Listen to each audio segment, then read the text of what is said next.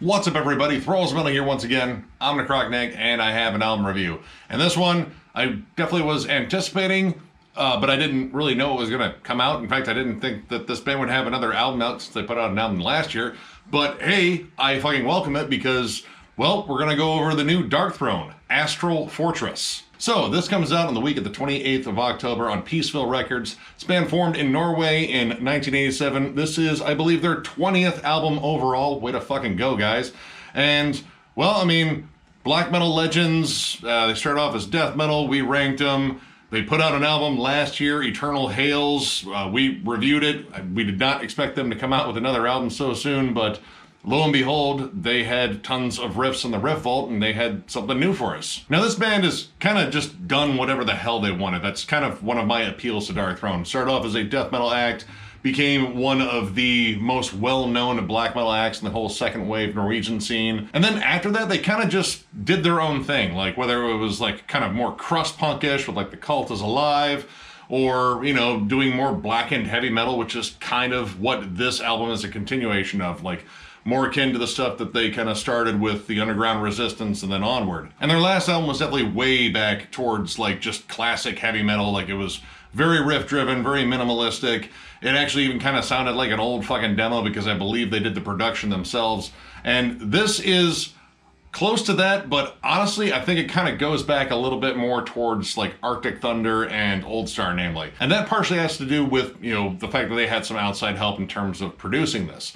They actually brought back Jack Control. I believe he mixed and mastered this one. The liner notes are very vague. In fact, there are executive producers, executive producers, and then executive producers. Which those are obviously Fenriz and Nocturnal because, I mean, they're the gruesome twosome. They're the guys at the helm of this. And if you haven't looked at this album cover yet, which has to be the laziest album cover they've ever fucking done, there is definitely a bit of humor and maybe just like, fuck it sort of attitude about this in terms of, well, everything but the music. Like, this kind of screams like a more punk ethos where, yeah, we don't care what you think, we're just here to write the music we love and put it out in maybe the most ridiculous packaging ever. Because that is literally Fenriz ice skating with a Darkthrone patch on the back of his jacket, and yeah, I don't think you get much more simplistic than that. And honestly, that somewhat reflects musically because, again, this is kind of back down to that meat and potatoes, very riffy,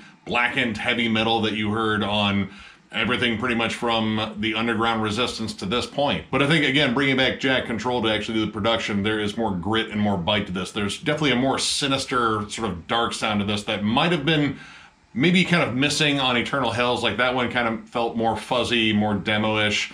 Like, more akin to like just a sort of darker version of like the Scorpions and like Iron Maiden, Diamond Head, that sort of thing. This kind of has a little bit more just beef to it. Like, the guitars sound a bit more crunchy. The drums sound way more punchy and way more prominent in the mix. And there's just a more full sound to this one. And again, while this is very minimalistic and built around like simple but really effective song structure, I think there are a fair amount of dynamics that really weren't as prominent on Eternal Hails as they were in here. The opening track, Caravan of Broken Ghosts, actually opens up with an acoustic melody, which acoustic melodies aren't really Darkthrone's thing. Like, that's just kind of a thing I don't come to expect from them. They have done them before. But in terms of like leading in with that to sort of set the mood while the, you know, fuzzier, heavier guitars sort of build up in the background, feels like it's been a little while since they've done that. But the song sort of evolves into a very like murky, sort of just dreary, ugly sound. Again, the guitars and the drums sound just kind of crisp and very raw in here, but again,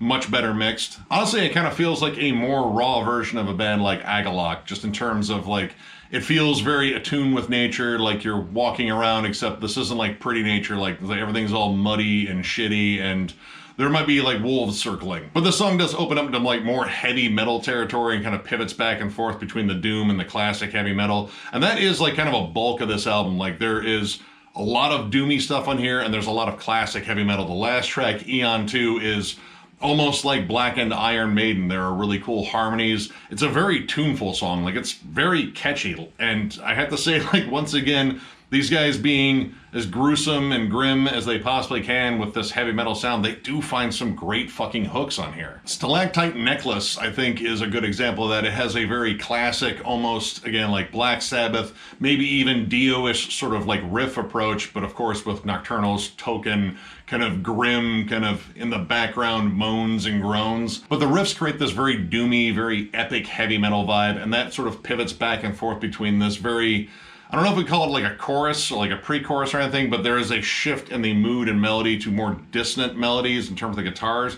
And that's where some keys come in. There are some synths on here that are really effective. And that's something I think they do a little bit better here than they did on Eternal Hails in terms of like getting heavier and getting darker, in terms of like pulling from like an older album of theirs or even like an older influence like Celtic Frost and sort of injecting that into, again, these more classic heavy metal riffs. There's good points where they pivot back and forth, so you actually get like a good contrast of moods on here. The Celtic Frost vibes are laid on fucking thick on Impeccable Caverns of Satan too. Like that actually sounds like Celtic Frost. Even Nocturnal's vocals sound just a little bit more like Tom G. Warrior, like just in terms of the cadence. He even throws in a in there just for good measure. The riff is that just big droning sort of Celtic Frost riff you'd expect, like Procreation of the Wicked, except a little bit faster. It does set it up well with like kind of a really big doomy riff that again kind of sounds more akin to Black Sabbath, but once it gets to that giant Celtic Frost run, like this feels instantly familiar.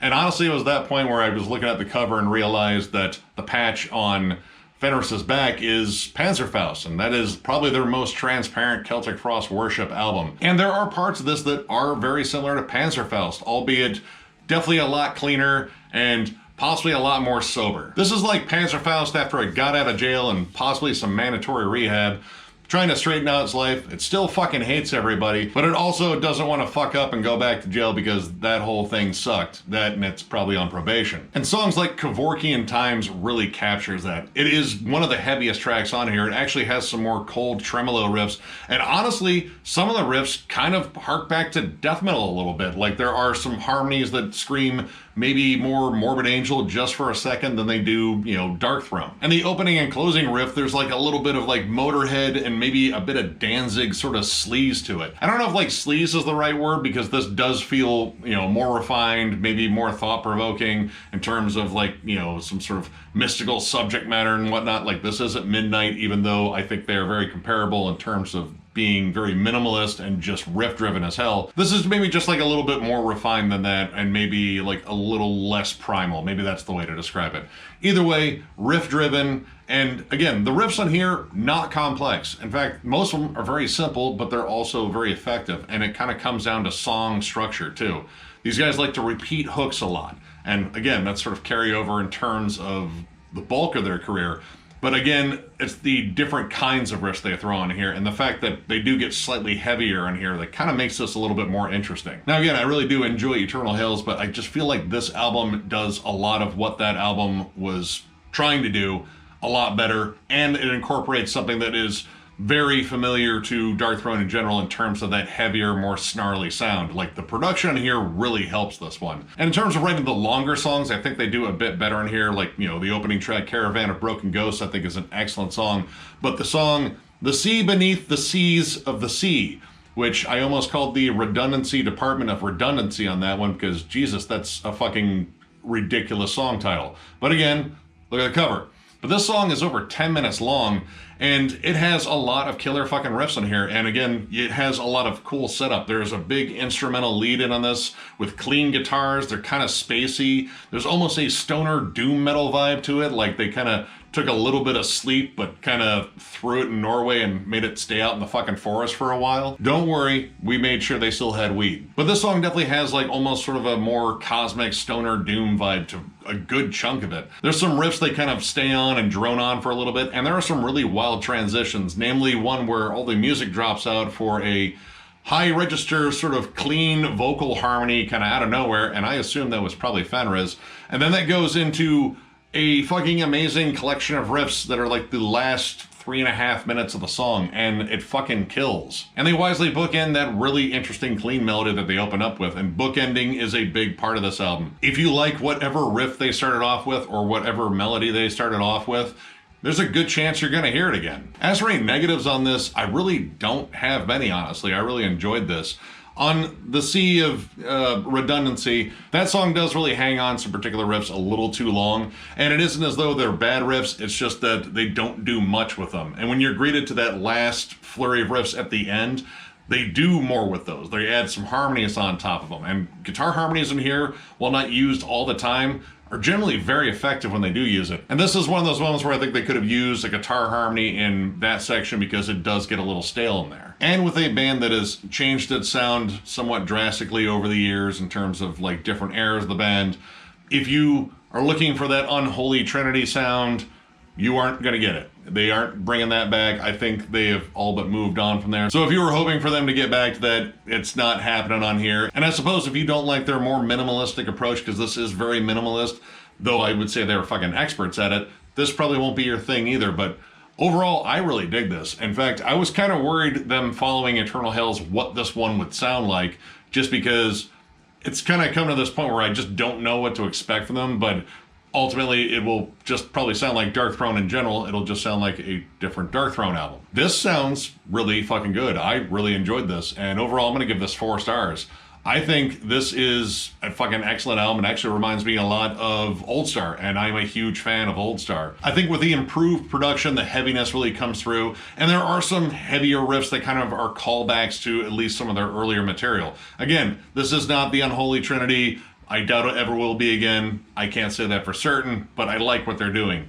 These riffs, while they are simple, they are very powerful. The songs are fun. There are catchy melodies everywhere, and they do a lot with so little on here, and I just really dig that. This album also runs at a pretty tight 40 minutes too, so there really doesn't feel like there's a lot of fill in here. Again, it does seem to drag on like one particular song that has a really ridiculous name, but it wasn't as though it took me out of it completely. Like the rest of the song I thought was absolutely fantastic, and again, I like riffs, and this is just flat out fun to listen to. Like if you're a giant Celtic Frost fan like I am, you're gonna love these riffs because there's a good chance you've heard some of them before. And there's a lot of cool heavy metal riffs and melodies on here too, albeit done through Darkthrone's, filter of coldness and grimness. Pretty much Darkthrone does whatever the fuck they want, and I kind of like them for it. Like that keeps me interested in the band because I don't know what they've been getting into. So it kind of shows on each album, and I really dug this one. This is just a flat out fucking banger of an album. Again, if you love Celtic Frost and just classic heavy metal, definitely check this out. It's a fucking banger. So if you enjoyed this review, give it a thumbs up, and if you're new to the channel, subscribe because we do stuff like this all the time. We are also on Patreon. If you'd like to help us out there, there's a link down below to thrallsmetal.com where there is a link to our Patreon. There's also a link to our stores there. We have t-shirts and we have audio versions of our episodes, at least some of them. So if you're tired of looking at us and would just rather listen to us, which I don't think either is preferable, definitely check those out. And of course, thank you all so much for liking, subscribing, following, all that stuff. It means the fucking world to us. It is amazing to see this channel grow, and you guys are the fucking reason. I know, the awkward thank you part of the video, I pretty much say the same shit every time, but I mean it because this is fucking awesome and you guys make it awesome. So I'm going to keep this one shorter. So thank you all once again, and we will catch you later.